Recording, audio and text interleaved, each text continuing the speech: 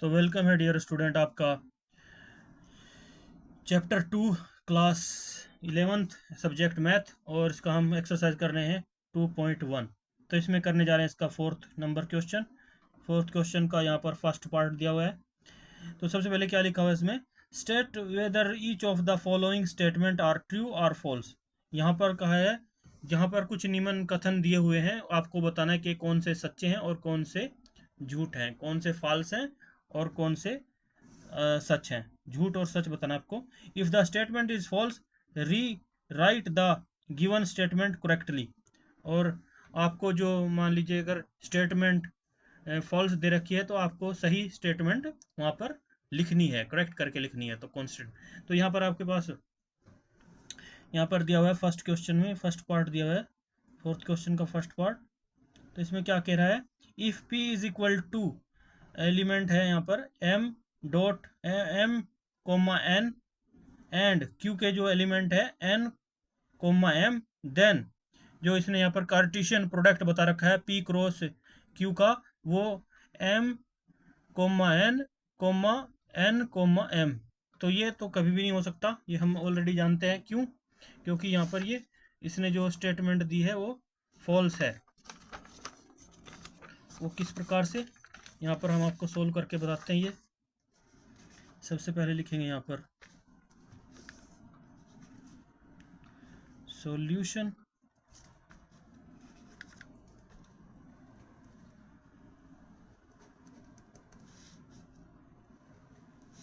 तो सॉल्यूशन क्या होगा, सबसे पहले हम p के एलिमेंट लिख लेते हैं। p is equal to m dot n comma n and q के एलिमेंट दे रखे हैं यहाँ पर n कोमा m।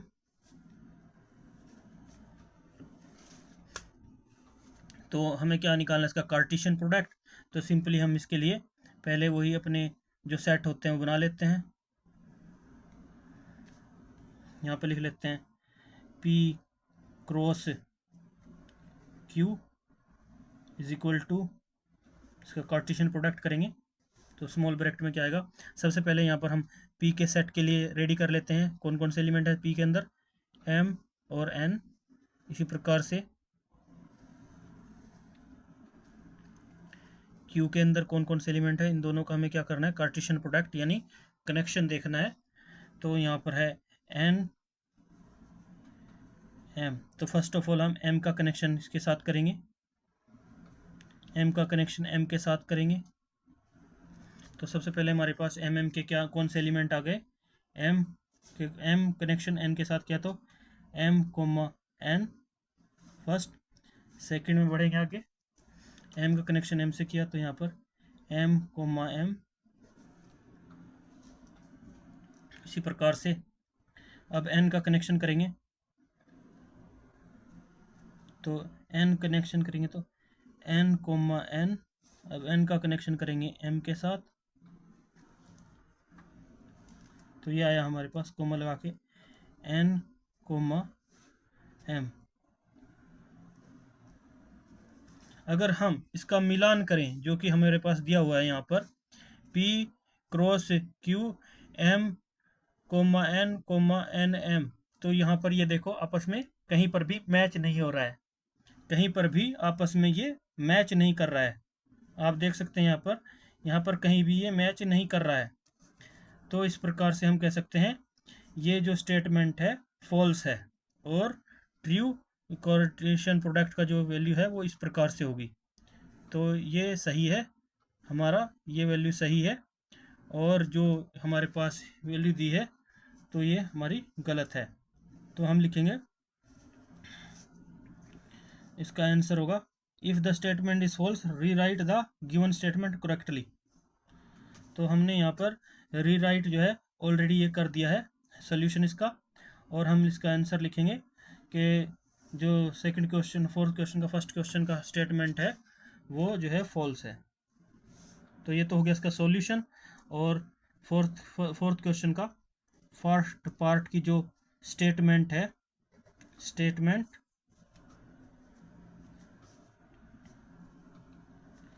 statements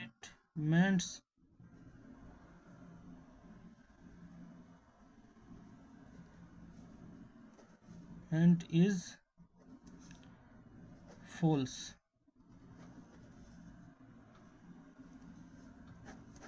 ये हमारा होगा आंसर, स्टेटमेंट इज फॉल्स, क्योंकि इसकी जो स्टेटमेंट दी है क्वेश्चन नंबर 4 की फर्स्ट पार्ट की स्टेटमेंट इज फॉल्स है, यही हमारा होगा आंसर। और हमने यहाँ पर इसका करेक्टली कर दिया है इसको, कि अगर हमारा कार्टेशियन प्रोडक्ट होगा तो ये होगा। तो मिलते हैं इसके नेक्स्ट पार्ट में, फोर्थ क्वेश्चन का नेक्स्ट पार्ट।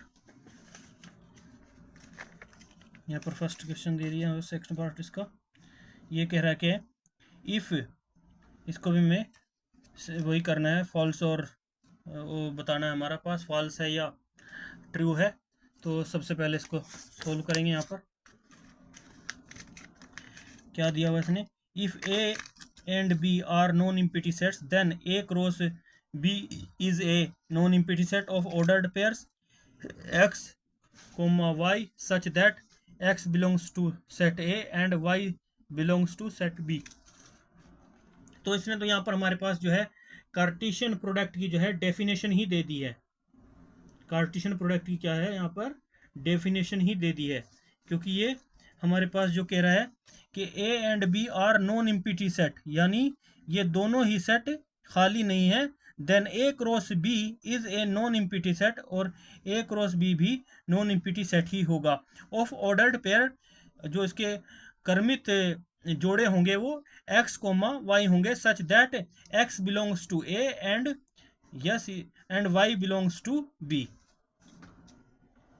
तो ये हमारा क्या होगा, ट्रू होगा। क्यों?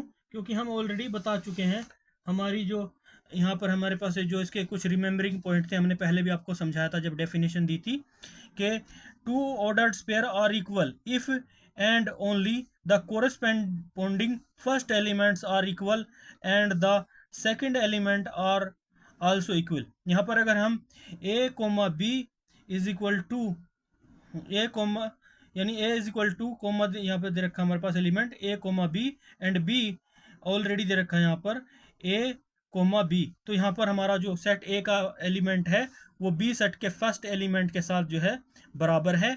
तो इस प्रकार से, और बी सेट का जो ए सेट का सेकंड एलिमेंट बी है वो बी सेट के सेकंड एलिमेंट बी के बराबर है। तो यहाँ पर ये प्रूफ होता है कि ये ऑर्डर्ड पेयर्स में भी हैं और ये इक्वल हैं। तो इसलिए जो हमारा ये कथन है वो ट्रू है, ये स्टेटमेंट ट्रू है। तो ये स्टेटमेंट ट्रू है, तो क्या लिखेंगे इसको हम, ट्रू। ट्रू तो हमने बता दिया किस लिए ट्रू है, क्योंकि मैं आपको ऑलरेडी बता रहा हूँ कि हमारे पास इसमें ऑटोमेटिकली इसने यही बात बताई है। एक हम समझ लेते हैं ट्रू तो है ही है, ट्रू तो इसका आंसर आ गया हमारा, यही है। लेकिन ट्रू के लिए मैं इसको थोड़ा आपको करेक्ट कर देता हूँ स्टेटमेंट को। तो किस लिए ट्रू है, क्योंकि यहाँ पर अगर हमारे पास लेट मान लीजिए आपने, लेट ए के एक एलिमेंट हमारे पास कौन कौन से दे रखे हैं यहाँ पर, A comma B and set B के भी एलिमेंट हमारे पास सेम दे रखे हैं, कौन कौन से, ए कोमा बी। तो क्या करेंगे हम, तो देख सकते हैं कि हमारा जो फर्स्ट एलिमेंट है, हमारा जो फर्स्ट एलिमेंट है सेट बी के बराबर है, फर्स्ट एलिमेंट जो है सेट बी के बराबर है। और जो हमारा सेकंड एलिमेंट है सेट ए का, तो इसको भी हम आसानी से समझेंगे, ये हमारे सेट बी के बराबर है। तो इस प्रकार से हम कह सकते हैं कि जो पेयर्स के रूप में हमारे पास जो वैल्यू एक्स और वाई के तौर पे दे रखी है ना, तो आप समझ सकते हैं x belongs to A and y belongs to B true है। तो ये कह सकते हैं कि जब हमारा सेट का जो फर्स्ट एलिमेंट है वही सेट बी का भी वही एलिमेंट है, तो इसलिए ये क्या होगी, हमारी ट्रू होगी। इसलिए set A is equal to A cross A comma B, इसका फर्स्ट एलिमेंट उसके फर्स्ट एलिमेंट बी के फर्स्ट एलिमेंट से मेल खा रहा है, तो इसलिए हम सेट बी के भी सेम एलिमेंट है, तो जो है इसमें हम लिख सकते हैं ये हमारे पास जो है सिचुएशन जो ए क्रॉस बी जो है A cross B is equal to क्या होगी, ये हमारी बराबर सच होगी, यही कार्टेशियन प्रोडक्ट है। तो ए के साथ तो A comma A and A comma के साथ इसके साथ बी के साथ करेंगे ए कोमा बी, इस प्रकार से इसके साथ कैसे प्रोडक्शन होगा, तो मैंने आपको ऑलरेडी बता दी है कि ये ट्रू है, एक ए बी है यहाँ पर और यहाँ पर बी के भी एलिमेंट सेम है, तो जब दोनों के सेम एलिमेंट हो तो कार्टेशियन प्रोडक्ट की जो डेफिनेशन है वो ट्रू आती है। तो यहाँ पर भी ए और बी है, तो ए के कनेक्शन ए के साथ करेंगे, ए के कनेक्शन ए बी के साथ करेंगे, इस तरह से बी का ए के साथ करेंगे और बी का बी के साथ करेंगे, तो यहाँ पर प्रूफ होता है ये ट्रू है। तो बढ़ते हैं नेक्स्ट, तो इसको मैं आपको पूरा कंप्लीट करके दिखा देता हूँ किस तरह से हमारे कार्टेशियन प्रोडक्ट हुए। तो उसके हो गए, तो बी का साथ यहाँ पर बी कोमा ए हो जाएगा और कोमा बी। तो इस प्रकार से जो हमारी ये सिचुएशन आई है, ये कार्टेशियन प्रोडक्ट की डेफिनेशन भी है और ये ट्रू है। तो बढ़ते हैं इसी क्वेश्चन फोर्थ क्वेश्चन के थर्ड पार्ट की ओर। थर्ड पार्ट में क्या कहा गया है, if A is equal to 1,2 and B is equal to 3,4 then A cross B intersection 5 is equal to 5। तो भाई यहाँ पर इसमें भी आपको बता दें कि जब 5 इज इक्वल टू में आ जाए और मल्टीप्लाई में भी 5 हो और इंटरसेक्शन में 5 हो, तो इसका आंसर 5 ही आएगा, ये ट्रू है। लेकिन इसलिए ट्रू है तो इसे हमें प्रूफ करना है, तो हम इसको आपको प्रूव करके दिखाते हैं यहाँ पे। तो सबसे पहले यहाँ पे लिखेंगे सॉल्यूशन। तो ये हमारा 5 क्यों आया, तो उसको हम प्रूव कर देते हैं। यहाँ पर a इज इक्वल टू हमारे पास दिया हुआ है 1,2 और एंड हमारे पास b का जो दिया हुआ है एंड लिखेंगे b जो हमारे पास सेट है वो 3,4 और ये दे रखा है हमारे पास। तो इसमें सोल्यूशन के तौर पर अगर हम देखें तो सबसे पहले हम किसको सोल्व कर लेते हैं, ऑलरेडी क्या दे रखा है हमारे पास b इंटरसेक्शन 5, तो b इंटरसेक्शन 5 को हम पहले सोल्व कर लेते हैं अकॉर्डिंग टू क्वेश्चन। यहाँ पे लिख लेंगे अकॉर्डिंग टू क्वेश्चन। तो हम b इंटरसेक्शन 5 करते हैं सबसे पहले। तो b इंटरसेक्शन 5 किसके बराबर होता है हमारे पास, ऑलरेडी तो इसने 5 के बराबर दे ही रखा है, क्या ये है, तो ये 5 ही आएगा। लेकिन हम b के एलिमेंट पहले लिख लेते हैं। b के एलिमेंट हमारे पास है यहाँ पर 3,4 और इंटरसेक्शन 5, तो क्या आएगी इसकी वैल्यू, तो इसकी वैल्यू हमारे पास b सेट किसके साथ तुलना करने पर हमारे पास वैल्यू अचीव होगी, b intersection 5 is equal to 5, क्योंकि इन दोनों में इंटरसेक्शन करेंगे तो कौन कॉमन है आ रहा है आपको, तो इसमें भी 5 है, तो यहाँ पर जो हमारे पास सेट दिया होता है उसमें ऑलरेडी 5 मौजूद होता है, तो इसका क्या आंसर आ जाएगा हमारा 5। तो b cross b intersection 5 is equal to 5 के बराबर होगा, किसके बराबर होगा, 5 के बराबर होगा। तो अब हमें इसका कार्टेशियन प्रोडक्ट देखना है, तो कार्टेशियन प्रोडक्ट निकालने के लिए बोल रहा है ना, तो बढ़ेंगे आगे। तो देयरफॉर ए क्रॉस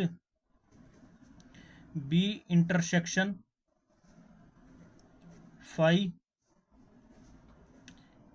निकालना है हमें। तो इसको निकालने के लिए हमारे पास सबसे पहले हम इसके लिए तो वो बना लेते हैं। ए सेट के लिए एलिमेंट कौन कौन से हमारे पास, सेट ए में हमारे पास दिए हुए हैं 1 2, और यहाँ पर सेट बी जो दे रखा है जिसके साथ क्रॉस हमें वो करनी है, कार्टेशियन प्रोडक्ट यानी ए क्रॉस बी इंटरसेक्शन फाई दिया हुआ है यहाँ पर। तो इसकी वैल्यू कितनी दे रखी है, ये तो ऑलरेडी फाई है, तो फाई की ऑलरेडी इसकी वैल्यू दे रखी है। तो यानी फाई का मतलब होता है ये ऑलरेडी खाली है, ये ऑलरेडी फाई है। तो इसकी अगर हम फाई के साथ कनेक्शन करेंगे 1 का, तो 1 के साथ कनेक्शन करने पर फाई ही आएगा, खाल इसके साथ कहीं भी कनेक्शन नहीं होगा, तो रिक्त है। तो इसका मतलब ये क्या होगा अचीव हमारे पास, ये इम्पिटी सेट ही अचीव होगा। तो इसलिए हम लिखेंगे इसको A cross B intersection phi is equal to क्या होगा, फाई होगा। तो ये जो हमारे पास जो स्टेटमेंट दे रखी है वो ट्रू है, true statement, true true answer यही होगा, ट्रू स्टेटमेंट है, दैट्स आंसर। तो हमारा यहाँ पर 4th क्वेश्चन फिनिश होता है। मिलते हैं नेक्स्ट क्वेश्चन में, तब तक के लिए बाय बाय, जय।